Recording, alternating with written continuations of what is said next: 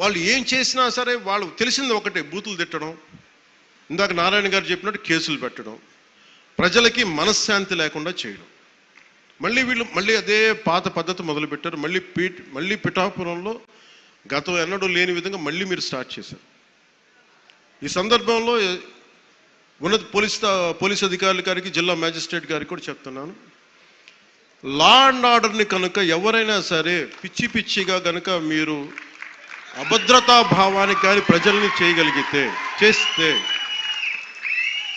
అస్సలు ఉపేక్షించొద్దని చెప్తున్నాను. నా మాటలు చాలా మెత్తగా ఉన్నాయి కానీ చేతలు చాలా చాలా గట్టిగా ఉండి గుర్తుపెట్టుకోండి. ఇది మిడీవల్ పీరియడ్ కాదు కాబట్టి నా మాటలు చాలా నియంత్రణతో ఉన్నాయి. చేతలు చాలా చాలా గట్టిగా ఉండి గుర్తుపెట్టుకోండి. ఎందుకని మీరు రాజకీయ పరంగా ఏదైనా చేద్దామంటే సంతోషం, అది మీరు ఒక విమర్శ చేయండి, ఇక్కడ అభివృద్ధి బాగలేదు, ఇంకోటి బాగలేదు. కానీ మీరు కులాల మధ్య, మతాల మధ్య గొడవ పెట్టేద్దాం అనుకుంటే వాటిని మెటుకు నేను వ్యక్తిగతంగా చాలా పర్సనల్గా తీసుకుంటాను. ఎందుకంటే I believe firmly in the foundations of our constitution. నేను రూల్లే మాట్లాడతా, రూల్నే అప్లై చేస్తా. అది దయచేసి ఉన్నతాధికారులందరూ, అది మీరు కలెక్టర్ గారు కావచ్చు, ఎస్పీ గారు కావచ్చు, మీరు ప్లీజ్ అది మీరు చాలా ఫర్మ్గా అప్లై చేయండి.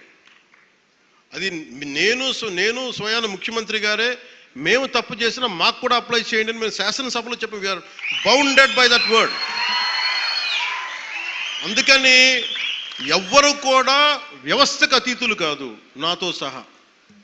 అందుకని దాని దృష్టిలో మేము వ్యవస్థకు లోబడి ఉంటాం, మేము వ్యవస్థకు లోబడి రెచ్చగొడతామంటే దానిని ఎలా హ్యాండిల్ చేయాలో, ఎందుకంటే అక్కడ దాకా దృష్టి పెట్టలే, చాలా సంయమనంతో ఉన్నాను నేను.